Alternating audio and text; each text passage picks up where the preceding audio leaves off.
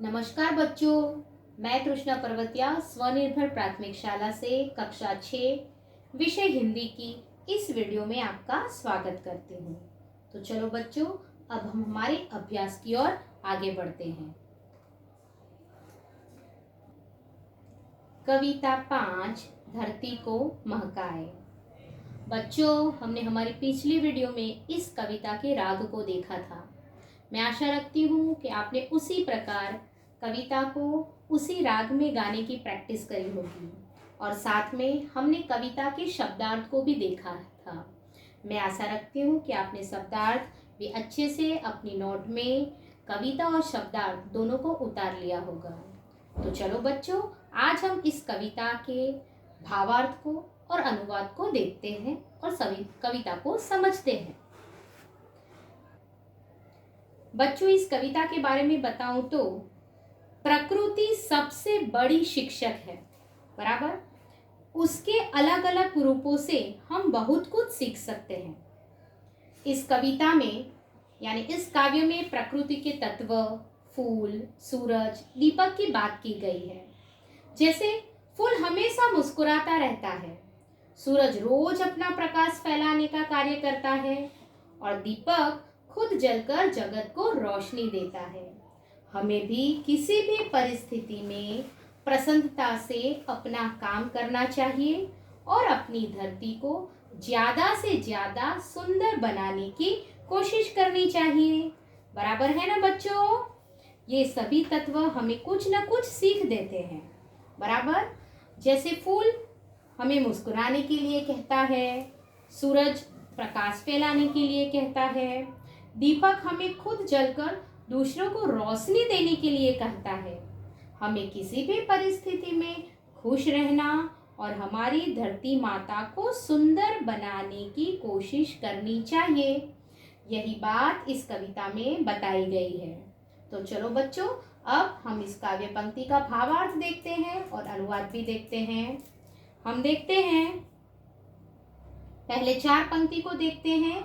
बगिया के फूलों को देखो कैसे खुश खुश रहते हैं, आंधी हो पानी हो चाहे सबको हंस हंस सहते हैं। पहली पंक्ति है बच्चों, बगिया के फूलों को देखो कैसे खुश खुश रहते हैं। यानी इस कविता का, इस पंक्ति का भावार्थ है कि बगिया के फूलों को देखो, वे हमेशा कैसे खुश रहते हैं। आंधी हो पानी हो चाहे सबको हंस हंस सहते हैं। चाहे आंधी आए या बारिश, वे सबको हंसते हुए सहन करते हैं। बच्चों, इसका अनुवाद देखते हैं। बगिया के फूलों को देखो कैसे खुश खुश रहते हैं। यानी બગીચાના ફૂલોને જુઓ, તેઓ હંમેશા કેવા ખુશ રહે છે। आंधी हो पानी हो चाहे सबको हंस हंस सहते हैं। भले आंधी આવે કે વરસાદ, તેઓ બધું જ હસતા હસતા સહન કરે છે। બાળ મિત્રો, હમણાં વરસાદ પડી રહ્યો છે।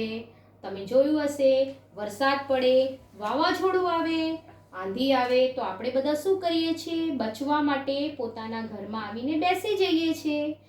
પણ બગીચાના જે ફૂલ છે, બરાબર, એ તો આંધી હોય કે તુફાન આવે કે વરસાદ આવે, તેઓ આ બધું જ હસતા મુખે સહન કરે છે। બરાબર છે મિત્રો? હવે આગળની પંક્તિ જોઈએ। सूरज की किरणों को देखो रोज धरा पर आती है, अंधकार को दूर भगाकर सारा जग चमकाती है। फल, सूरज की किरणों को देखो, यानी सूरज की किरणों को देखो, रोज धरा पर आती है। धरा એટલે धरती, बराबर। वे प्रतिदिन धरती पर आती है। अंधकार को दूर भगाकर सारा जग चमकाती है। वे रात के अंधेरे को दूर करके सारे संसार को प्रकाशित करती है। सही बात है ना बच्चों? सूरज की किरणों को देखो, यानी कि सूरज की किरणें जो है वह प्रतिदिन धरती पर आती है और रात के अंधेरे को दूर करती है और संसार को प्रकाशित करती है, रात के अंधेरे को दूर करती है, तभी तो हमें सुबह का सुनहरा मौसम देखने को मिलता है। बराबर। इसका अनुवाद देखते हैं। सूरज की किरणों को देखो। बराबर, એટલે કે છે સૂરજના કિરણોને જુઓ, રોજ ધરા પર આતી है, તે દરરોજ ધરતી પર આવે છે। અંધકાર को दूर ભગાકર, તેઓ રાતના અંધારાને એટલે રાતના અંધકારને दूर કરીને સારા જગ ચમકાતી है, दूर કરીને સમગ્ર સંસારને પ્રકાશિત કરે છે। સાચી વાત છે ને બાળ મિત્રો? હવે આપણે આગળની પંક્તિ જોઈએ।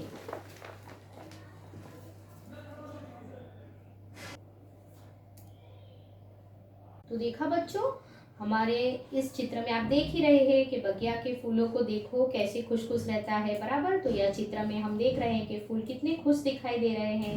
वैसे ही सूरज की किरणों को देखो, रोज धरा पर आती है। हमने अभी उसका भावार्थ देखा ना, तो इस चित्र में भी यही दिखाया गया है कि सूरज की किरणें रोज धरा पर यानी रोज धरती पर आती है। अब हम हमारी आगे की पंक्ति देखते हैं बच्चों। हमारी आगे की पंक्ति में क्या दिखाया गया है कि दीपक को देखो कैसे यह हरदम जलता रहता है, अपना अंतर जला जला कर रोशन जग को करता है।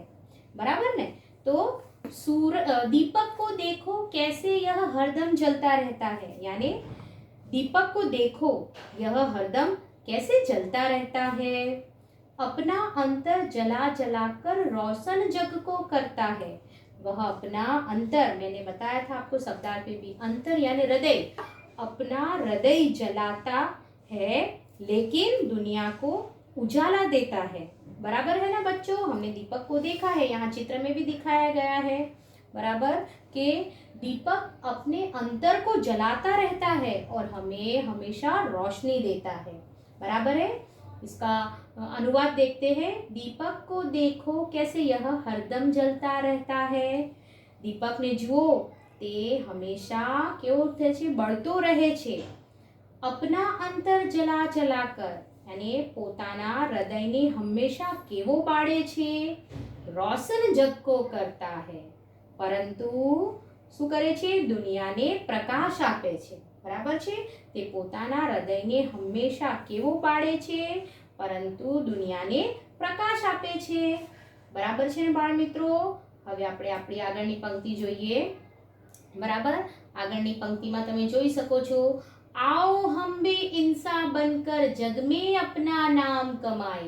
એક સરસ બાળકનું ચિત્ર આપેલું છે ને અહીંયા। બરાબર। એ શું કહે છે કે आओ हम भी इंसान बनकर जग में अपना नाम कमाए। बराबर।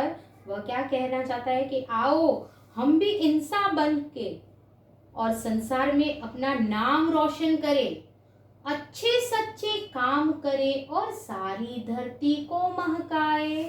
बराबर। हम अच्छे सच्चे काम करें और हमारे अच्छे कामों से यह धरती सुंदर एवं सुगंधित बनाए। वापस एक बार देखते हैं बच्चों। आओ हम भी इंसान बनकर जग में अपना नाम कमाए। आओ हम भी इंसान बने और संसार में अपना नाम रोशन करें।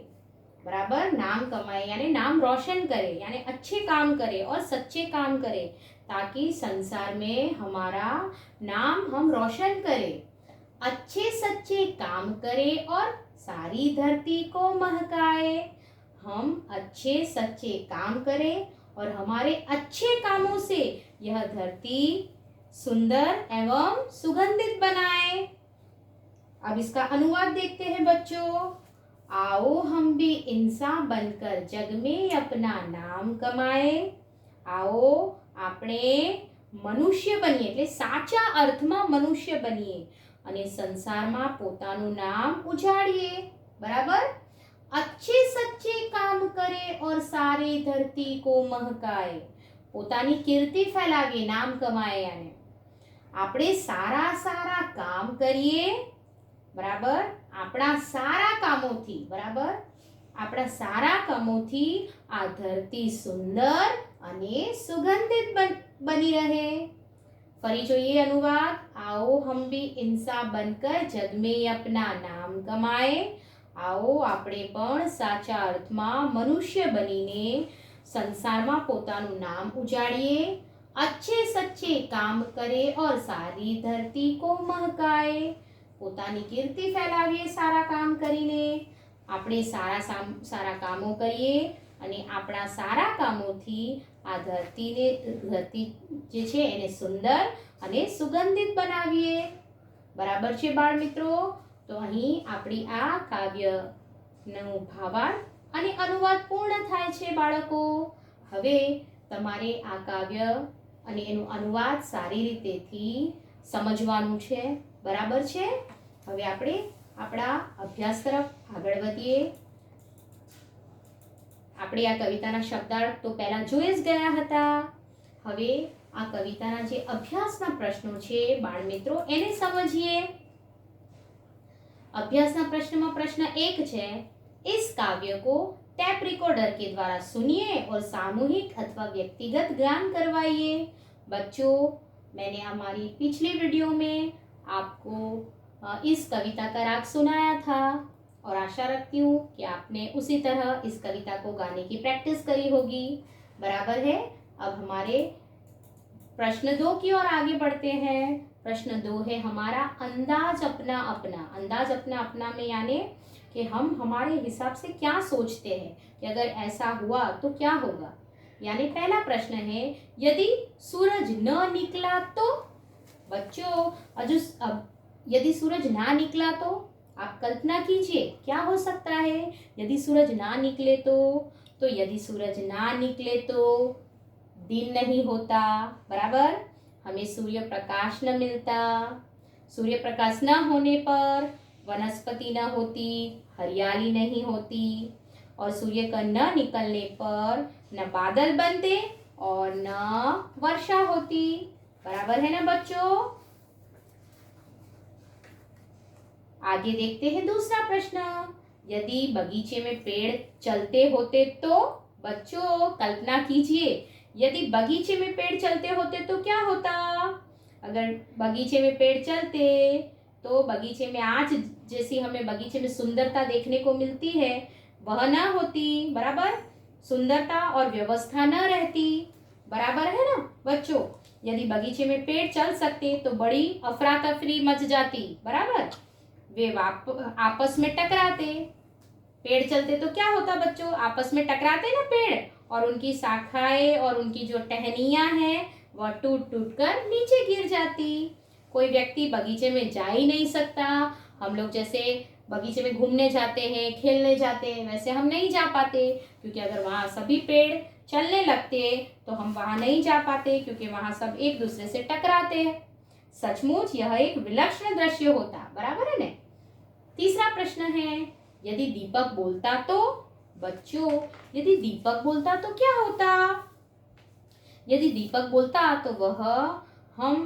तो हम उसके साथ बातचीत कर सकते। बराबर है ना? और दीपक अपना दुख हमेशा बताता और हमारा दुख वह सुनता। रात में होने वाली अनेक दिलचस्प घटनाएं हमें दीपक के मुंह से सुनने को भी मिलती, क्योंकि दीपक तो हरदम जलता रहता है। बराबर है ना? इस वजह से। चौथा प्रश्न है, यदि पेड़ पौधे न होते तो? बराबर? यदि पेड़ पौधे न होते तो क्या होता बच्चों? यदि पेड़ पौधे न होते तो पेड़ पौधों से दुनिया में हरियाली छाई रहती है, वो तो हम सब जानते हैं। उनसे तरह तरह के फूल, फल, जड़ी बूटियां आदि मिलते हैं। पेड़ पौधों के बिना हरियाली न होती, उपयोगी चीजें न मिलती और दुनिया वीरानों में बदल जाती। बराबर? अगर पेड़ पौधे न होते तो। और दूसरी बात करें तो यदि पेड़ पौधे न होते तो धरती पर मनुष्य और पशु पक्षी जीवित ही नहीं रह पाते। हमें छाया और फूल फल नहीं मिलते। अनेक प्रकार की औषधियां भी नहीं मिलती। अब हम हमारे तीसरे प्रश्न की ओर बच्चों जाते हैं। बराबर? प्रश्न 3 है, प्रश्नों के उत्तर दीजिए। बच्चों, हमारा पहला प्रश्न है, आपके आसपास में कौन कौन से फूल दिखाई देते हैं। बच्चों आपके आसपास आप जहाँ रहते हो वहाँ या उसके आजू बाजू आपको जो भी फूल दिखाई देते हैं आप उसके नाम लिख सकते हो। जैसे हम सब जानते हैं कि हमारे आसपास अगर तालाब है तो हमें कमल देखने मिलेगा, बगीचा है चाहे तो जूही, चंपा, मोगरा, और कई बार हमारे घर के खुद के बगीचे में भी हमको जूही, चंपा, मोगरा, गुलाब, कनेर, गेंदा, बारहमासी आदि फूल दिखाई देते हैं। तो आपको जो भी फूल दिखाई देते हो आप उसके नाम इसमें लिख सकते हो बच्चों। प्रश्न 2 है, प्रकृति के तत्व कौन कौन से हैं? तो बच्चों हमने आगे कविता में देखा था कि प्रकृति के तत्व है फूल, सूरज, पानी, बादल, चंद्र, तारे, धरती, पर्वत। यह सब क्या है? प्रकृति के तत्व है, बराबर। और प्रकृति के अगर इसमें हम 5 मुख्य तत्व देखें तो पृथ्वी, जल, अग्नि, वायु और आकाश, बराबर। तीसरा प्रश्न है हमारा, प्रकृति से हमें क्या क्या मिलता है? बच्चों प्रकृति से हमें क्या क्या मिलता है? प्रकृति से हमें हवा, पानी और प्रकाश मिलते हैं। तरह तरह के पेड़ पौधे और फल फूल हमें प्रकृति से ही मिलते हैं। अब हम हमारे आगे प्रश्न की ओर बढ़ते हैं। बच्चों हमारा चौथा प्रश्न है जोड़ मिलाइए। हमें यहाँ जोड़ मिलानी है, बराबर है। तो आप तैयार हो ना जोड़ मिलाने के लिए? आपने कविता के भावार्थ और अनुवाद को तो अच्छी तरह से देखा है। फूल, बराबर। फूल हमें क्या देता है बच्चों? फूल हमें खुशबू देता है, बराबर। तो हमारा फूल के साथ क्या आएगा? खुशबू देना, बराबर। फिर है सूरज। सूरज हमें क्या देता है?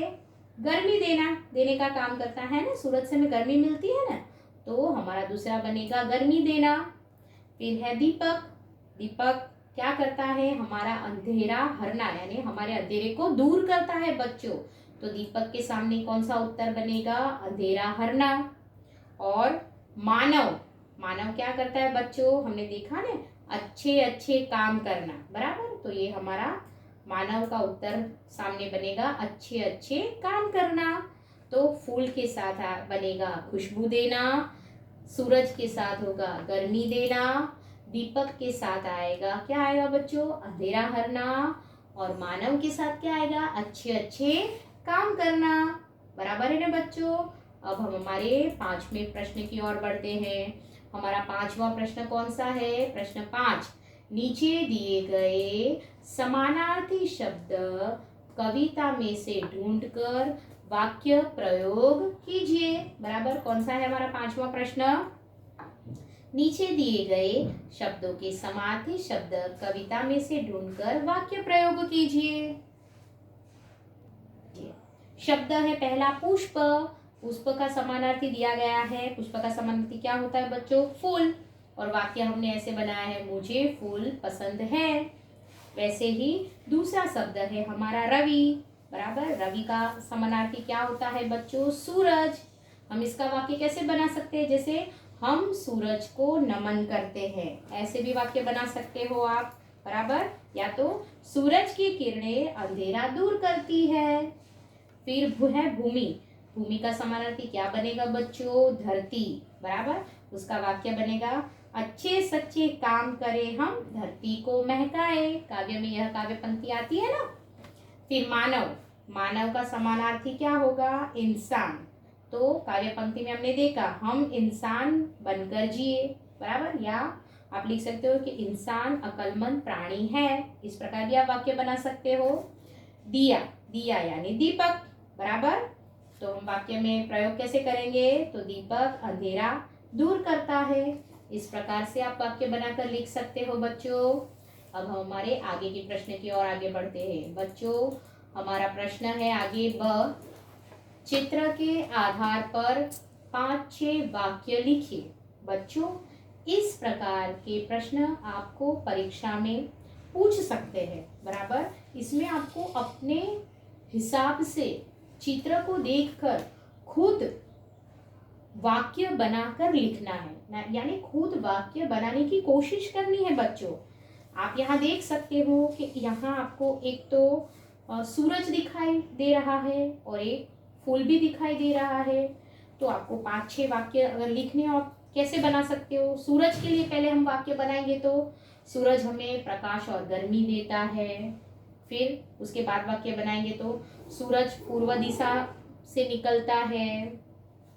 सूरज की गर्मी से समुद्र के पानी की भाप बनती है। बराबर। फिर सूर्य हमारे जीवन का आधार है। सूर्योदय होने पर फूल खिलते हैं।